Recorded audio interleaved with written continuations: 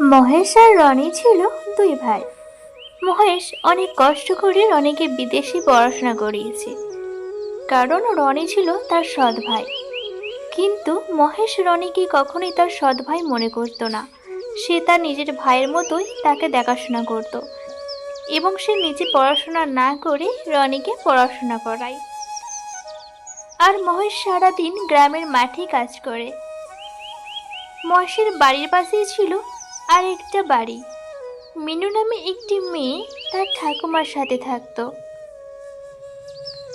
ঠাকুমার খুব ইচ্ছে ছিল মহেশ সৎ এবং পরিশ্রম হবার কারণে তার সাথে তার নাতনি মিনুর বিয়ে দেবে। যেমন ভাবা তেমন কাজ। মহেশের সাথে মিনুর বিয়ে হয়। এরপর মিনু আর মহেশের দিন খুব ভালো কাটছিল।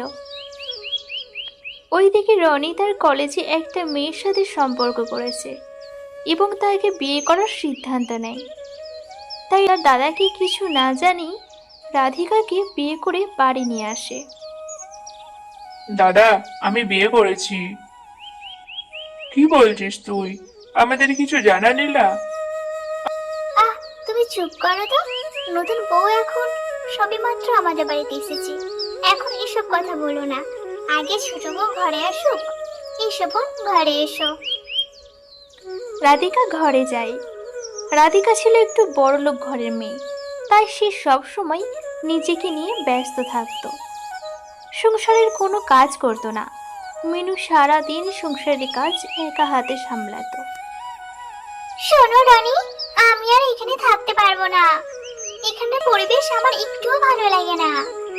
এখানে না আছে কোনো একটু বেড়াবার জায়গা, আর না আছে একটু ভালো ঘরদোর খোলামেলা। আর সারাদিন তোমার ওই বৌদির ঘ্যান ঘ্যান আমার একদম ভালো লাগে না। তুমি আমাকে নিয়ে কলকাতায় থাকবে চলো। আর ওখানে তো তোমার থেকে চাকরিটা হয়েই যাবে। বাবাকে বলে আমি একটা চাকরির ব্যবস্থা করে দেব।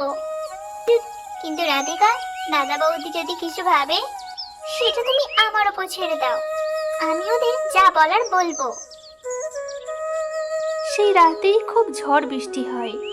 মহেশের জমির ফসল সব নষ্ট হয়ে যায়। মিনু, এখন কি হবে?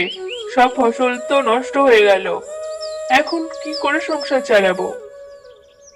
তুমি চিন্তা করো না, রনি তো আছে, ও ঠিক চালিয়ে নেবে।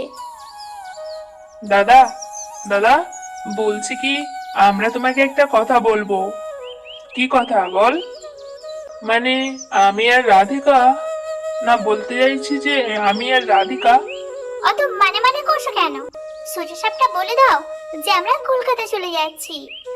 আজ থেকে আমরা ওখানেই থাকবো।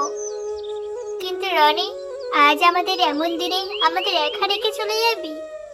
তো কি করবো দাদা? তোমাদের মতো বসে বসে কি আমরা এখানে কাঁদবো? ছোট, মুখ সংযত করে কথা বলো। থাক দিদি, তুমি আর আমাকে কোনো জ্ঞান দিতে এসো না। এসব বলে তারা বাড়ি থেকে চলে যায়। মহেশ খুবই কষ্ট পায় তার ভাইয়ের ব্যবহারে। এরপর কেটে গেল বেশ কিছুদিন। কেউ আছো বাড়িতে? আমাকে কিছু খেতে দেবে? আমার খুব খিদে পেয়েছে। বুড়িমা, আমাদের বাড়িতে তো কোনো খাবার নেই। আমাদের দিনে যে তেমন কোনো খাবার জুটে না। কি খেতে দেবো আপনাকে? তাও আপনি বসুন, দুটো রুটি আছে, ওটাই আপনাকে দিচ্ছি। এরপর মিনু দুটো রুটি বুড়িমাকে দেয়, আর বুড়িমা রুটি দুটো খায়। তুমি অনেক সুখী হও মা। আর সুখ, আমাদের যে দুঃখ ছাড়া আর কিছুই নেই বুড়িমা। কেন রে মা, কি হয়েছে? এরপর মিনু সব কথা সেই বুড়িমাকে বলে। সব শুনে বুড়িমা তার ব্যাগ থেকে একটা বড় পাথর মিনুকে দেয়।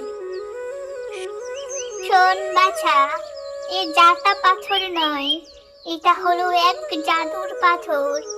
এই পাথর তোদের জমির এক কোণায় পুঁতে রাখবি। গিয়ে একবার তারপরে দেখিস কি হয়। এই বলে বুড়িমা চলে যায়। আর মহেশ বাড়ি ফিরলে মিনু মহেশকে সব কথা বলে। তারপর সন্ধ্যার কোলে কোলে সেই পাথর জমির এক কোণায় পুঁতে দেয়। পরের দিন সকালে মহেশ তার মাঠে আসে আর এসে দেখে তার পুরো মাঠে এত ধান হয়েছে যা কোনো দিনও হয়নি। মহেশ সেই ধান বাজারে ভালো দামে বিক্রি করে, এরপর অনেক লাভ হয়। তা থেকে সে আরও জমি কেনে আর অনেক বড় একটা চাষি এবং ব্যবসাদার হয়ে ওঠে। এরপর মিনু আর মহেশ খুব সুখে দিন কাটায় আর তাদের একটা ছোট্ট মেয়েও হয়।